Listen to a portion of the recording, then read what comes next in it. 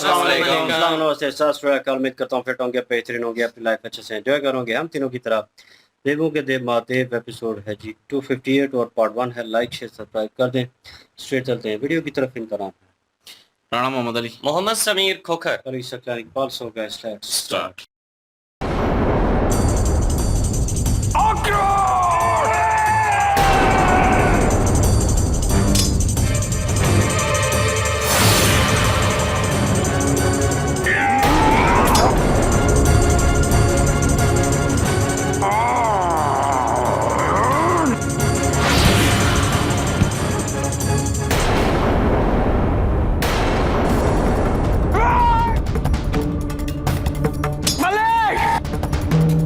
ये युद्ध के नियमों के विरुद्ध है।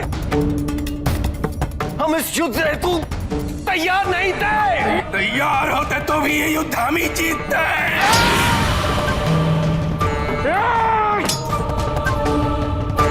मैं जानता हूं बली, तुम यहाँ पे क्या चुराने आए हो? चुराती तो खैर है इंद्र, मैं तो तुमसे छीन कर ले जाऊंगा।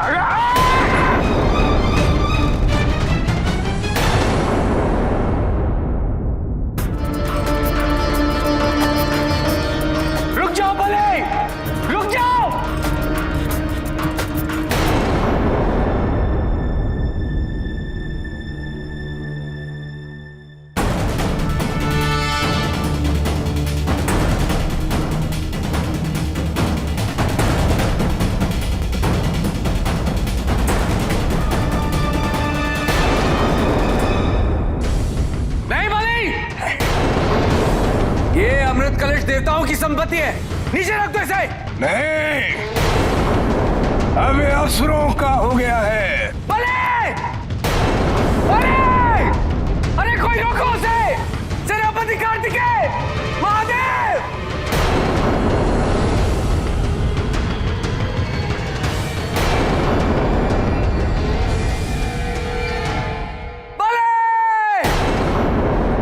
राजा बलि ने अपना वचन पूरा किया, प्राप्त कर लिया है देवताओं से अमृत कलश।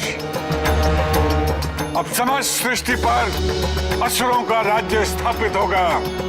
मेरे पुत्र तारकासुर का स्वप्न पूरा हुआ, उसका बलिदान व्यर्थ नहीं हुआ। ये सब हुआ है केवल बलि के कारण। मुझे तो ऐसा प्रतीत होता है जैसे बलि में मुझे मेरा खोया हुआ पुत्र वन में प्राप्त हो गया। बलि के स्वागत की तैयारियां की जाएं।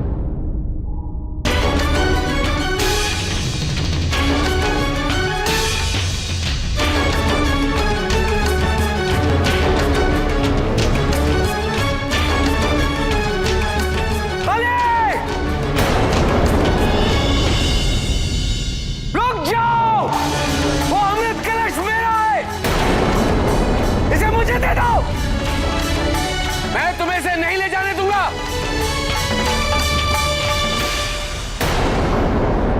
बलि!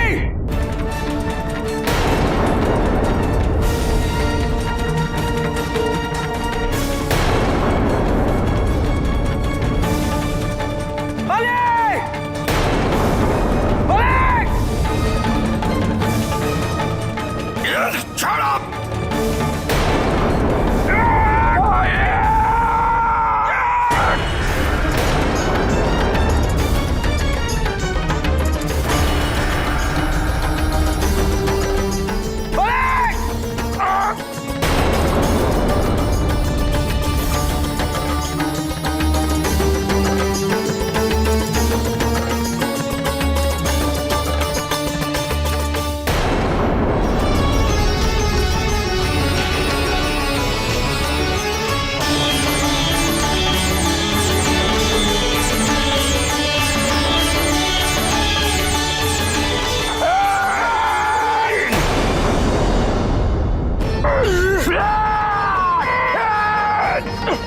ये देवताओं का है। नहीं, अमृत सिर्फ असुरों के लिए है।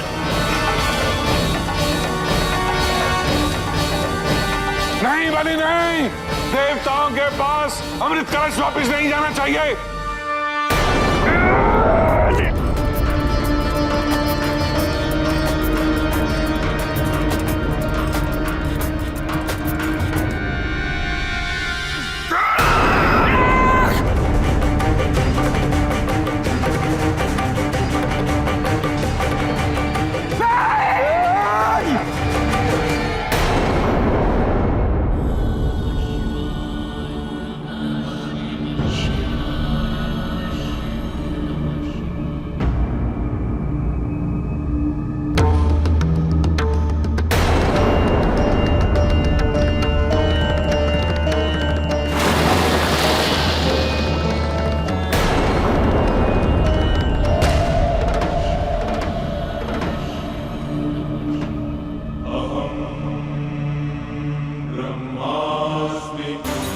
क्या किया?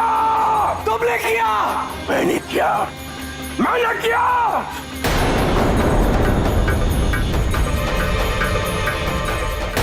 अनर्थ हो गया।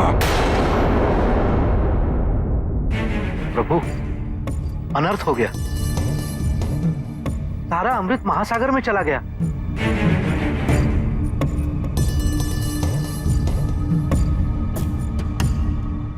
अब क्या होगा प्रभु? अनर्थ में भी कोई ना कोई अर्थ अवश्य होता है देवर्षि नारद। संभवतः ये घटना असुरों और देवताओं में चले आ रहे युद्ध को समाप्त कर उनकी संधि का कारण बन जाए।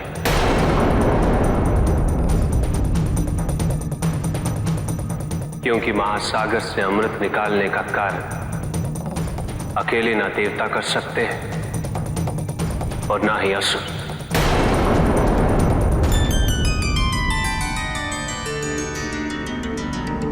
इस कार्य के लिए उनका एकजुट, एक साथ होना अनिवार्य है।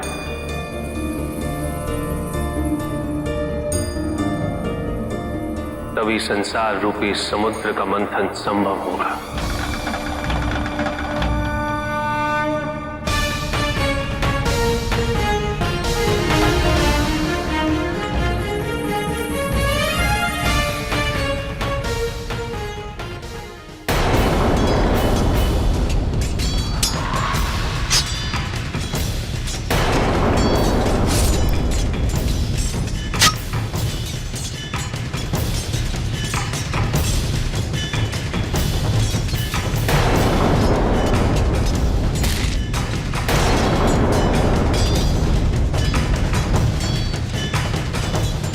मेरे आगमन पर जब तुमने मेरे स्वागत हेतु अपने गुप्तचर को भेजा,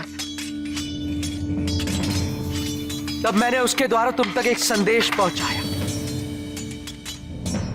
कि हां, सेनापति कार्तिकेय का आगमन हो चुका है और मेरे आगमन का कारण तुम्हारा हृदय परिवर्तन होगा या तुम्हारी मृत्यु।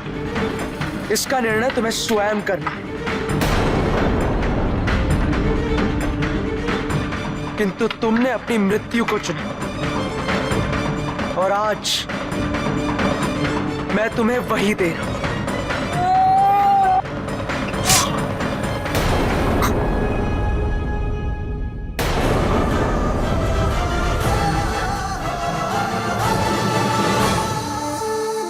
सेनापति मुर्गन की जय! सेनापति मुर्गन की जय!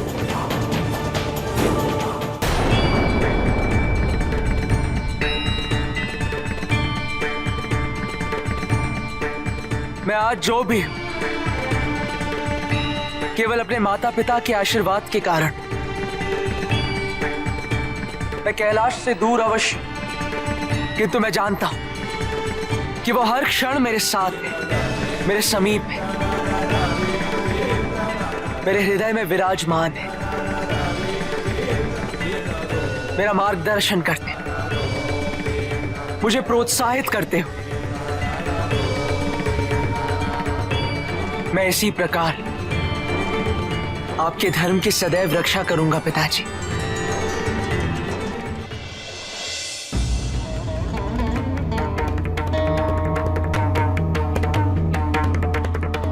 मैं तो आपके प्रत्येक समारोह में उपस्थित हुआ हूं। हमारी पुत्री के जन्म पे ये भेंट स्वीकार करें।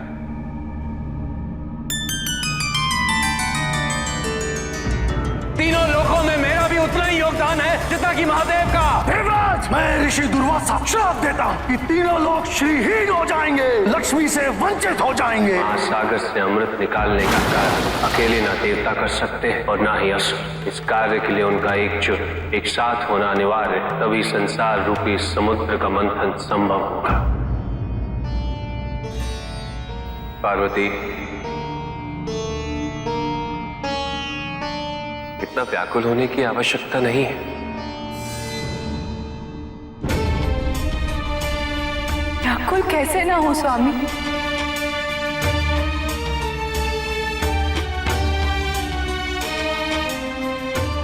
ये जानते हुए भी ये सब किस दिशा की ओर बढ़ रहा है और इस इसका परिणाम क्या होने वाला है? पार्वती, तुम सब जानती हो। इस समय आवश्यकता है तो केवल अपने मन को शांत रखने की, क्योंकि जो कुछ भी हो रहा है उसका उद्देश्य केवल एक ही है।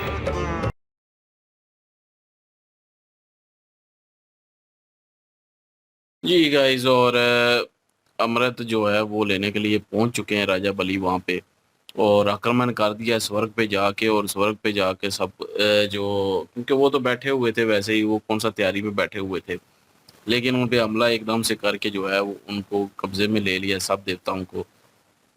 और जो है इंद्रदेव जो है उनको पराजय करके जो है अमृत कलश जो है वो उसको उठा लिया गया है। और जब उठा के वहां से निकल गए हैं तो पलायन कर गए थे राजा बली, तो उस वक्त जो है वो इंद्रदेव जो है उनके मुख से जो है वो निकलना शुरू हो गया, कोई रोको इसे, सेनापति कार्तिकेय, महादेव, मतलब एकदम से उसके मुंह से ये सारा कुछ निकला। फिर उसको याद आया, नहीं नहीं, मैं तो उनसे जो है बेहतर हूँ, मैं उनके बराबर ताकतवर हूँ, मुझे खुद ही लेना पड़ेगा जाके और मैं खुद लूंगा। फिर वो जो है उसके पीछे गया और राजा बलि के पीछे गया और उसको रोकने की आवाजें देता रहा, उसको रोका और रोक के छीनने की कोशिश की। और फिर 3 जो कतरे थे अमृत के वो गिरे हैं जाके 3 मुख्तलिफ मकामात पे, जो कि हमने पहले भी कितने पॉडकास्ट और काफ़ी सारी वीडियो देखी हुई थी, और उसमें भी बताया गया था कि 3-4 जो है वो ये बनी हुई हैं, मिथ बनी हुई हैं। और उनमें जो है वो ये भी एक थी कि राजा बलि और इंद्रदेव आपस में लड़ रहे होते हैं, छीन रहे होते हैं एक दूसरे से तो वो ड्रॉप्स जो हैं वो गिरते हैं। लेकिन कुछ का ये था कि वो लेने के लिए आएंगे विष्णु जी के, मेरे ख्याल में वो जो, या महादेव के, नहीं विष्णु जी के आते हैं ना। हाँ, विष्णु जी के वो जो अवतार में जो परिंदा मेरे ख्याल में वो आता जो है, उनकी सवारी है ना वो आता है, हाँ। उस दुरानिया वो लेके जाता है, तो वो गिर जाते हैं, उसके थ्रू गिर अमृत जाते कलश हैं। में। तो लेकिन खैर चलें, यहाँ पे जो जैसे गिरे हैं वैसे उसकी बात करते हैं। तो वो वो अमृत, होगा, वो जरूर होगा, लेकिन वो पता है किस कथा में है? वो जो अभी कथा होने वाली है ना उस कथा नहीं में अगर ये बार बार मतलब गिरता रहेगा नहीं, कतरे, नहीं। अभी भी तो कतरे गिरे हैं ना वो, जैसे कि वो उन्होंने समंदर बताए मंथन होना हैं। है ना, समंदर समुद्र मंथन तो होना ही होना है, वो तो मुझे उसमें- पता है। उसमें मुझे लगता है कि गिरेंगे नहीं, उस वक्त देवता और ये असुर एक दूसरे के पीछे लगे होंगे, लड़ रहे होंगे, और उस वक्त विष्णु जी लेके चले जाएंगे। हाँ, ये हो वहां उस वक्त गिरेगा नहीं वो, मैं वही कह रहा हूँ ना, वो कथा हो रहा है। ये गिरने वाली जो कह रहा हूँ ना मैं, उसकी बात कर रहा हूँ। तो ये गिरे हैं ड्रॉप्स, और ये मेरे ख्याल में प्रयागराज जो नदी है वहां पे मेरे ख्याल में गिरा है अमृत। इसीलिए स्नान करते हैं जहाँ जहाँ पे पवित्र जो नदियां कहा जाता है उनमें जो है अमृत जो है वो ड्रॉप्स गिरे हैं। तो वो भी बीच में दिखा रहे थे। तो उसके बाद जो है वो उनसे कलश जो है वो पूरे का पूरा ही दोनों से गिर गया नीचे, और वो जाके सागर में गिर गया। और इसको जो है वो सारे परेशान हो गए कि ये क्या हो गया, ये तो नर्थ हो गया, उधर असुर भी हो गए, इधर जो है वो बाकी सारे देवता भी हो गए। लेकिन महादेव जो देख रहे थे, और उन्होंने जो है वो जब देखा, उन्होंने फिर बताया कि ये एक अच्छा संकेत है। ये असुर और जो देवों के दरमियान जो युद्ध चला आ रहा है, जो आपस में गुमसुम चली आ रही है, वो खत्म हो जाएगी। अब वो दोनों मिल के जो है वो समुद्र का मंथन करेंगे और वहां से कलश निकालने की कोशिश करेंगे, क्योंकि अकेले ना वो देवता निकाल सकते हैं अकेले, और ना ही जो है वो असुर निकाल सकते हैं। और वो दोनों मिल के जो है वो निकालेंगे, और ये लड़ाई खत्म हो जाएगी इनकी जब तक समुद्र का मंथन करके वहां से कलश निकालेंगे। तो तब तक जो है वो सारे एक साथ रहेंगे, और ये इनके अंदर जो है वो युद्ध नहीं होगा। अब उसके बाद जब वो निकालेंगे, उसके बाद विष्णु जी मेरे ख्याल में उनकी सवारी जो है वो लेके चली जाएगी इन दोनों से छीन के, क्योंकि एक दूसरे के पीछे फिर पड़ जाएंगे ये। तो कुछ ऐसा ही होगा। बहरहाल अभी जो है वो काफी सारे जो है वो व्याकुल भी हैं अपना, क्या नाम है इनका, माता पार्वती, इस चीज को लेके। और दूसरी साइड पे जो चल रही है युद्ध, बिल्कुल जी, जो युद्ध चल रहा है जी, कार्तिकेय कुमार जो है उन्होंने विजय प्राप्त कर लिया है। और मजे की बात यह है कि अब उनका जो मन है ना वो पूरी तरह से कंट्रोल में है। जो चीज शिव जी उनको समझाना चाहते थे अब पूरी तरह से उनको समझ आ चुकी है। उनको लगता था कि उनकी अपनी कोई वैल्यू नहीं है, उनकी शनाख्त जो है उनके माता पिता की ही वजह से है, लेकिन वो सारी जो शंकाएं थी उनके मन से दूर हो चुकी हैं। और इस दफा जब उन्होंने विजय प्राप्त की है, विजय प्राप्त करने के बाद क्रेडिट जो उन्होंने दिया वो अपने माता पिता को दिया। उन्होंने कहा कि मैं जानता हूं कि ये आशीर्वाद उनका था मेरे साथ, और बेशक वो मेरे पास नहीं है, लेकिन हर लम्हा जो उनका आशीर्वाद है वो मेरा जो मार्गदर्शन है वो करते रहे हैं और मेरा साथ भी देते रहे हैं, जिसकी वजह से उनको विजय प्राप्त हुई है। अब यहाँ पे राजकुमारी जो है वो भी खुश हैं, क्योंकि उनकी काफ़ी ज़्यादा टाइम से इन असुरों के साथ युद्ध चल रहा था, जिसकी वजह से इन्होंने उनका कह लीजिए कि दक्षिण राज्य जो है उनका सुकून बर्बाद किया हुआ था। ये कार्य जो है कार्तिकेय कुमार उन्होंने पूरा किया और नाम जो उनका नया रखा गया है दक्षिण राज्य में वो सेनापति मॉर्गन के नाम से रखा गया है। ये उनकी वहाँ पे पहचान नई बनी है। तो अब देखते हैं कि आगे वो क्या करते हैं। बिल्कुल जी, और लेट्स सी देखते हैं फैसला किस तरह होता है और शिव जी किस तरह इम्प्लीमेंट करते हैं, क्योंकि असुर भी और जो देव हैं वो अपोजिशन है और इस अपोजिशन का इनमें लड़ाई भी इस चीज़ को लेकर ख़त्म हो जाएगी और ये कार्य भी ऑलमोस्ट एंड हो, क्योंकि कभी असुर प्लान बना रहे होते हैं, कभी देव कुछ कर रहे होते हैं और इन दोनों में ही युद्ध चल रहा होता है और सारी सृष्टि का निज़ाम जो है। लेकिन वही बात, एक एक डाउट है मुझे कि जब उसने कब्जा किया था तारकासुर ने स्वर्ग पे, उस वक्त वहां पे जो है वो क्योंकि स्वर्ग पे पूरे पे राज हो गया था उसका, तो हाँ, स्वर्ग में उस वक्त ये अमृत कलश कलश कलश पड़ा जो है हुआ वो पड़ा हुआ बिल्कुल। था, तो लेकिन उस उस वक्त तो वक्त काबू हो क्यों नहीं चुका था ना, उठाया उनका था? अपना हो चुका था, उन्हें लगा कि अब तो कोई भी देव जो है वो हाँ, भाग गए ये हो हैं सकता है। तो हमारी होगी, अब इसको यहाँ से हिलाने की जरूरत नहीं है। तो मतलब वो उनका पर्सनल एरिया हो गया था, स्वर्ग जो है उनको उन्होंने होल्ड कर लिया था। उन्हें लगा कि अब कोई भी हम पे विजेता जो है वो हासिल नहीं कर सकता, हम पे कोई काबज नहीं होगा। देवता उन्होंने सारे भगा दिए थे भगा उधर दिए तो से। ऋषि दीदी जी के आश्रम में थे। हम्म। उनके आश्रम में वो एक किस्म की डर के मारे छुपे हुए थे। तो मतलब वो सिचुएशन अलग थी, नाउ वन सिचुएशन अलग है और अब उन्हें लग रहा है कि इस चीज़ की ज़रूरत है। लेकिन राजा बली ने अपना काम तो निभा दिया था, लेकिन फाइनली जो है थोड़ी बहुत इंद्रदेव ने हिम्मत दिखा दी और लड़ते हुए मुझे भी लगा कि एक कमज़ोर जो है देवता जो है वो लड़ रहा है, क्योंकि खुद को बड़ा ताकतवर और ये समझता वही है। ना, महादेव जी की जगह समझता है खुद को। वही ना, वो कार्तिकेय के लेवल का जो है वो भी नहीं है, तो कार्तिकेय उनको भी जो है इससे बहुत आगे हैं। बहुत आगे है और उस लेवल को तो ऊपर समझता है अपने आप को। तो फिर आवाज भी दे दी और फिर एकदम से लगा कि ओहो किसी ने सुनी तो नहीं, मतलब मैंने आवाज दी और मैंने मदद के लिए पुकारा है और शिव जी को और कार्तिकेय को। और लेट्स सी जी, देखते हैं क्या सिचुएशन होती है। तो नेक्स्ट पार्ट पे चलते हैं, लाइक शेयर सब्सक्राइब कर दीजिएगा। इंशाल्लाह मिलते हैं नेक्स्ट वीडियो में, अपना ख्याल रखिएगा, तो हमें याद रखिएगा, तब तक के लिए अल्लाह हाफिज, पीस।